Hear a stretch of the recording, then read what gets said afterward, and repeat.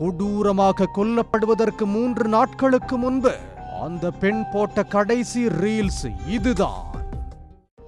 ஒரு வகையில் இந்த இன்ஸ்டா ரீல்ஸும் அவரின் கொலைக்கு ஒரு காரணமாக மாறிவிட்டது. மகாராஷ்டிர மாநிலம் பிவாண்டி இட்கா சாலையைச் சேர்ந்தவர் பர்வீன் என்ற முஸ்கான். 22 வயதான இவருக்கும் அன்சாரி என்பவருக்கும் 2 வருடங்களுக்கு முன்பு திருமணம் நடந்திருக்கிறது. இந்த தம்பதிக்கு 1 வயதில் மகன் உள்ளார். 25 வயதான அன்சாரி டிரைவராக வேலை பார்த்து வந்திருக்கிறார். கடந்த ஆகஸ்ட் மாதம் 30ஆம் தேதி முஸ்கான் திடீரென காணாமல் போயிருக்கிறார். அவரது வீடு 4 நாட்களாக பூட்டப்பட்டு கிடந்தது. முஸ்கானின் செல்போன் அணைத்து வைக்கப்பட்டிருந்ததால் அதிர்ச்சி அடைந்த அவரது தாய் காவல் நிலையத்தில் புகார் கொடுத்திருக்கிறார்.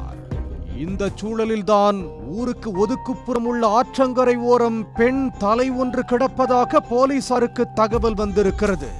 சம்பவ இடத்துக்கு வந்த போலீசார் அந்த தலையை கைப்பற்றி விசாரித்திருக்கிறார்கள். அப்போதுதான் அது முஸ்கான் என்று தெரிய வந்திருக்கிறது.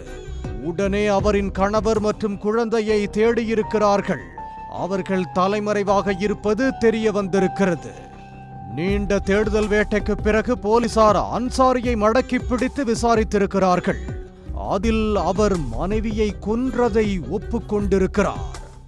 சம்பவத்தன்று மனைவியை கொன்று தலை, கை, கால் என தனித்தனியே வெட்டி கூறு போட்டிருக்கிறார்.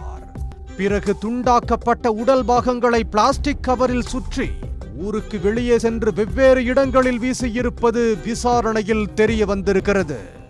மனைவி குழந்தையை அடித்ததாகவும் போதைப் பொருட்களுக்கு அடிமையானதாலும் இன்ஸ்டா ரீல்ஸில் மூழ்கி கிடந்ததாலும் அவர் மீதான சந்தேகத்தாலும் கொலை செய்திருப்பதாக ஒவ்வொரு முறை விசாரிக்கும் போதும் மாறி மாறி கூறி போலீசை குழப்பியிருக்கிறார் அன்சாரி.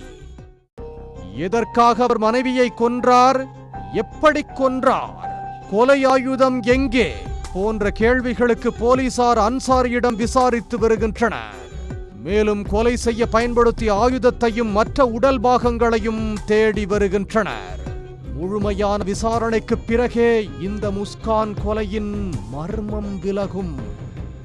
உடனுக்குடன் செய்திகளை தெரிந்து கொள்ள சன் நியூஸ் பெல் ஐகானை கிளிக் பண்ணுங்க.